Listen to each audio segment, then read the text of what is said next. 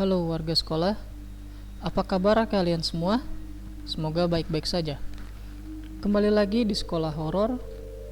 Di episode kali ini menceritakan tentang hantu di lorong sekolah bagian kedua yang bersumber dari Bree Story. Selamat mendengarkan.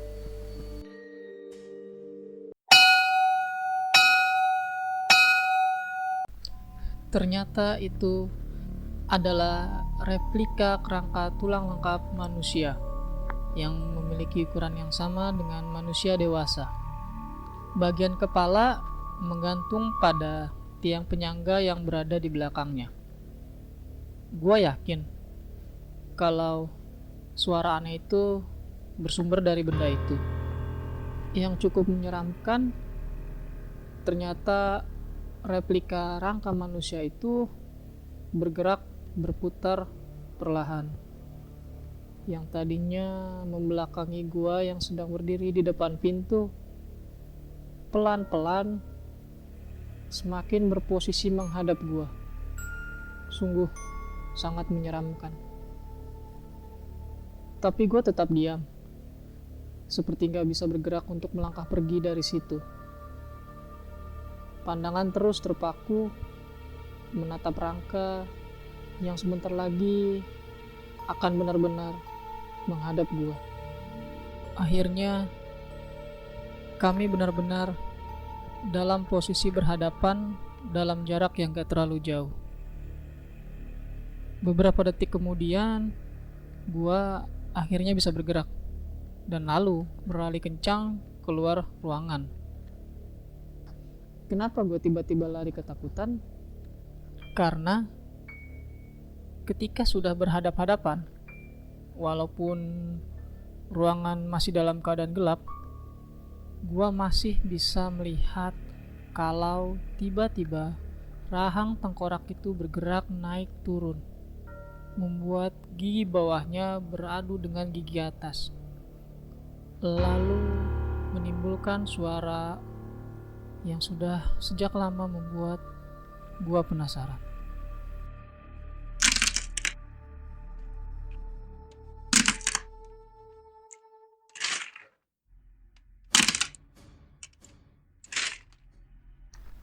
Di kelas 2, gua masuk dalam kepengurusan OSIS. Masuknya karena ditarik Rai, yang waktu itu sebagai ketua salah satu sekbid. Seperti anak OSIS pada umumnya, gua dan teman-teman kadang harus menginap di sekolah. Kalau sedang mempersiapkan suatu acara atau pensi lah istilahnya, kami lebih memilih untuk tetap menginap di sekolah, walaupun banyak teman yang rumahnya sebenarnya gak jauh dari sekolah.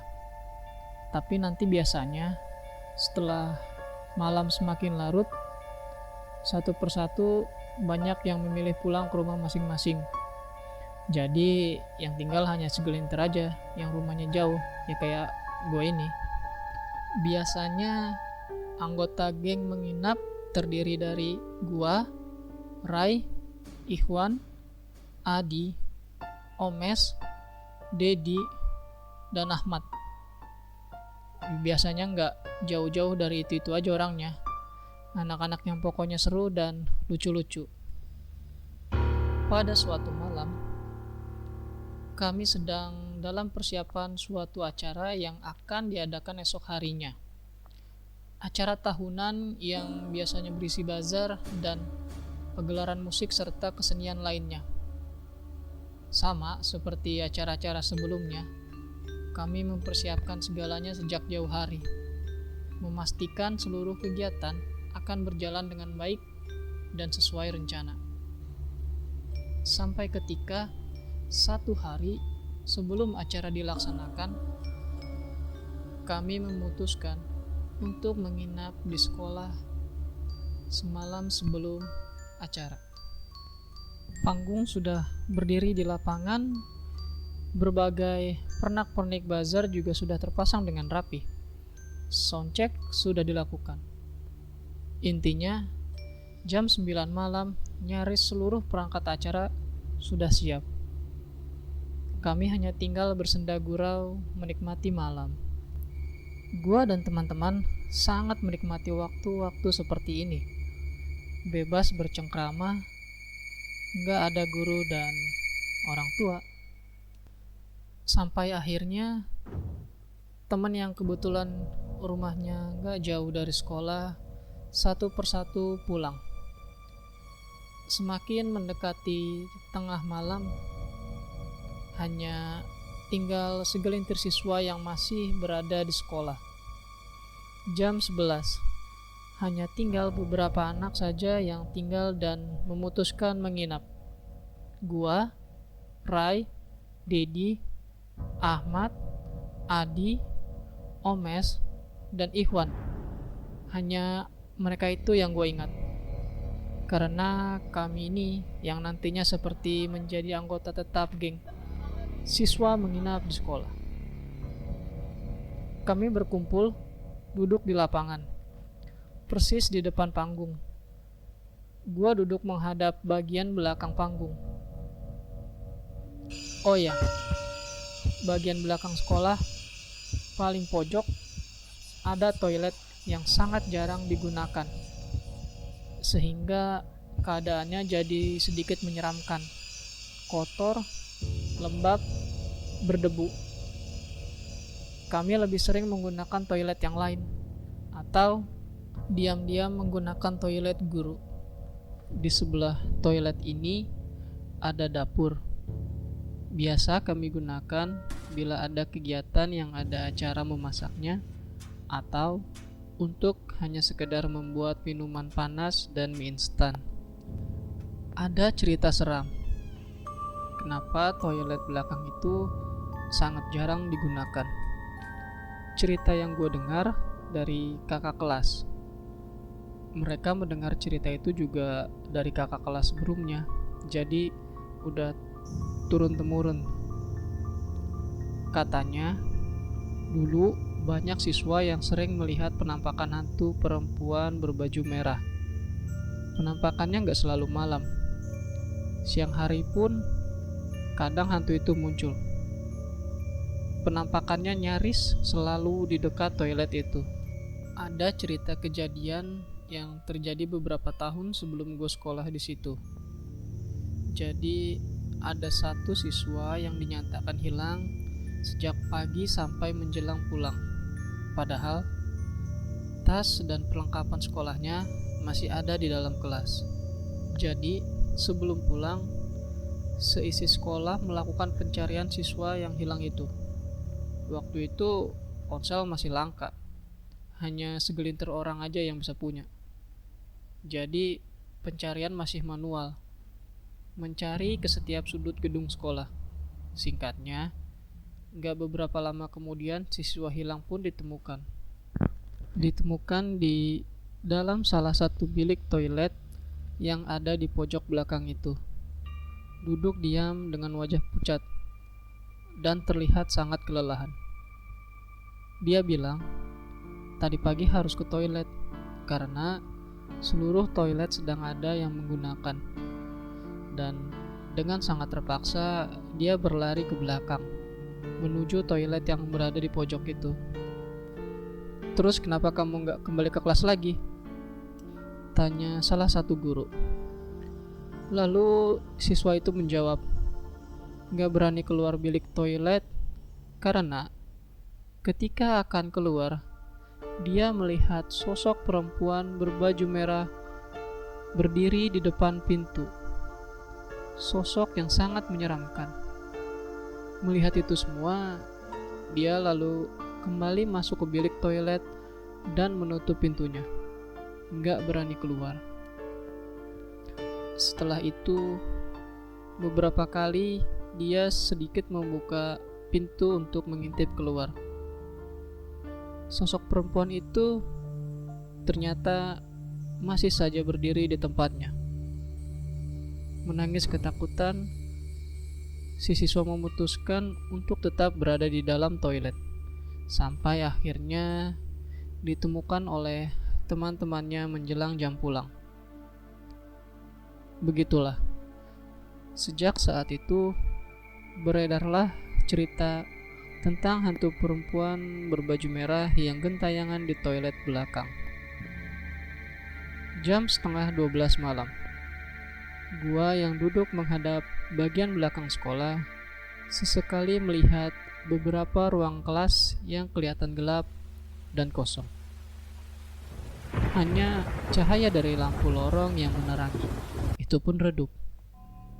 Sekali lagi, zaman gua dulu, gedung sekolah ini masih termasuk bangunan tua.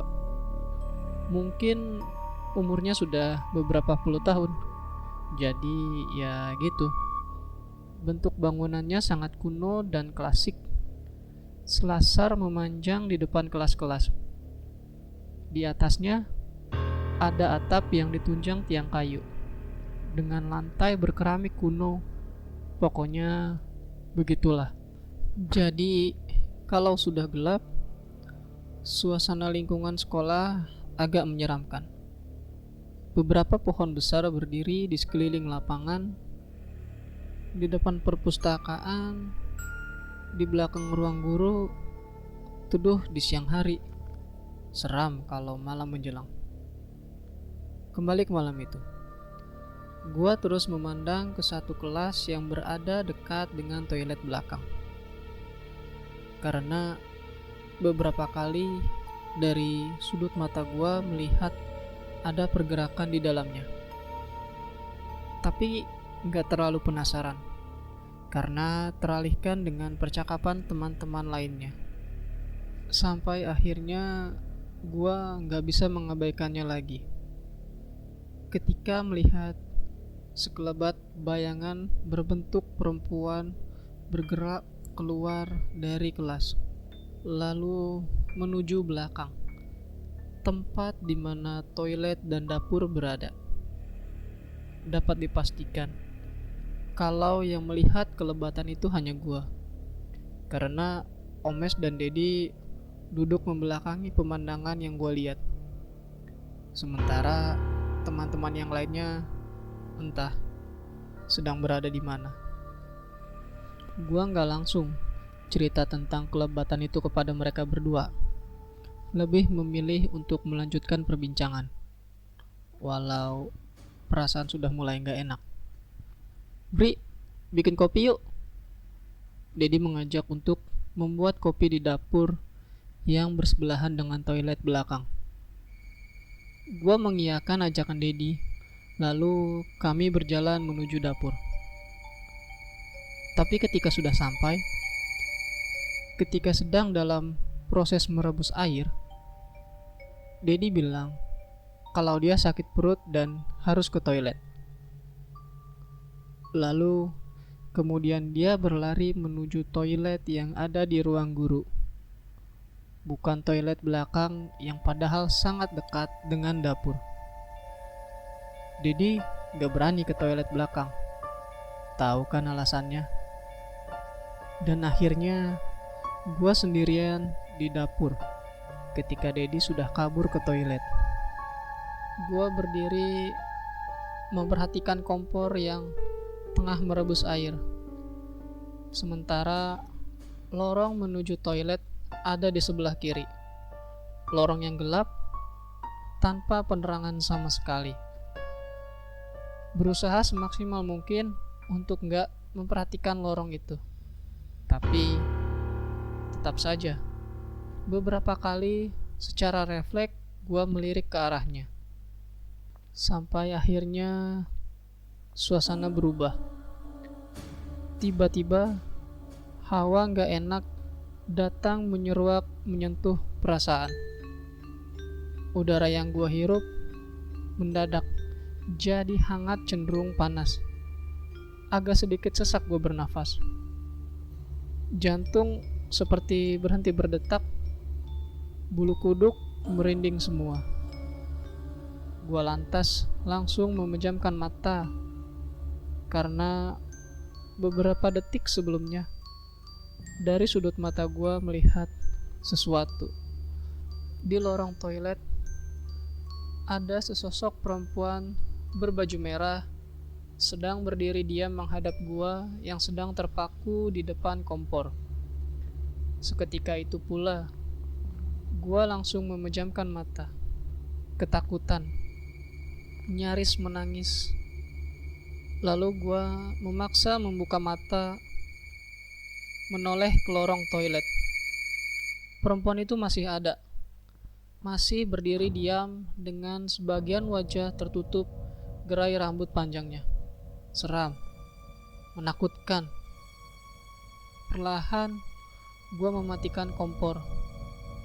Setelah itu, langsung balik badan, melarikan diri menuju lapangan di mana sudah ada Omes dan Ikhwan di situ.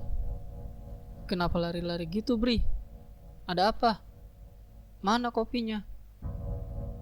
Banyak tanya dari Omes ketika gua sudah sampai lapangan. Gua lihat hantu baju merah di toilet belakang. Jawab gua nyaris berbisik. Ah, masa Bri? Ngayal kali lu. Sama setan aja takut. Begitu kata Ikhwan. Sepanjang yang gua tahu, Ikhwan adalah anak yang pemberani, gak takut sama hantu dan hal-hal mistis lainnya. Ya udah, kalau nggak percaya, lu aja Gih, sana sama Omes yang lanjut bikin kopi. Sungut gua kesal. Di lapangan hanya ada gua, Ikhwan, dan Omes. Sementara anak-anak lainnya berada di dalam ruang OSIS. Gak lama kemudian, Dedi datang bergabung di lapangan setelah urusannya dengan toilet selesai. Masih berempat berbincang di lapangan ketika jam sudah lewat tengah malam. Nyaris jam 1. Mes, ke dapur yuk, temenin gue bikin kopi. Ajak Ikhwan ke Omes. Akhirnya, hati-hati ya, serem banget. Jangan lihat ke arah toilet. Gua bilang begitu dengan mimik yang serius. Kemudian mereka beranjak menuju dapur. Sementara gua dan Dedi tetap duduk menunggu di lapangan. Suasana malam semakin larut memang menunjukkan gejala perubahan. Langit yang tadinya cerah berangsur mulai berawan. Udara yang tadinya agak dingin mulai terasa gerah. Kami semua merasakan itu. Sampai akhirnya ada kejadian yang benar sungguh menyeramkan. Sekitar setengah jam setelah Ikhwan dan Omes ke dapur, gua dan Dedi yang tengah berbincang dikagetkan oleh suara langkah kaki orang berlarian dari arah belakang. Ternyata yang berlari adalah Ikhwan dan Omes menuju ke lapangan tempat gua dan Dedi berada. Bener Bri, ada hantu baju merah di toilet. Gua sama Omes ngeliat. Begitu kata Ikhwan sambil ngos-ngosan. Sementara Omes hanya diam terpaku dengan wajah pucat ketakutan. Gua belum menjawab omongan Ikhwan sama sekali ketika tangan Dedi menunjuk ke selasar yang mengarah menuju toilet belakang dan dapur. Kami semua langsung melihat ke tempat yang Dedi maksud. Di lorong selasar itu, kami melihat sosok perempuan berdiri dalam gelap, diam, memperhatikan kami. Iya, kami, bukan hanya gua. Tapi kami semua melihat sosok itu. Sungguh penampakan yang sangat menyeramkan. Ayo kita ke ruang OSIS aja, Omes akhirnya bersuara. Lalu kami bergegas menuju ruang OSIS. Letaknya di sisi berlawanan dengan tempat penampakan hantu. Tanpa berani menoleh ke belakang, kami terus berjalan menuju ruang OSIS. Setelah sampai, di dalamnya ternyata sudah ada Adi, Rai, dan Ahmad. Pintu langsung kami tutup dan menguncinya. Lalu kami ceritakan kejadian yang baru saja terjadi kepada mereka bertiga. Akhirnya, kami semua gak keluar ruang OSIS sampai pagi menjelang.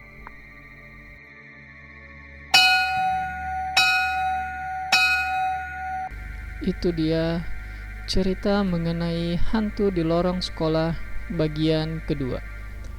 Terima kasih buat kalian warga sekolah yang telah mendengarkan cerita ini. Jangan lupa like dan share video ini agar warga sekolah horor semakin bertambah. Dan sampai jumpa di episode berikutnya.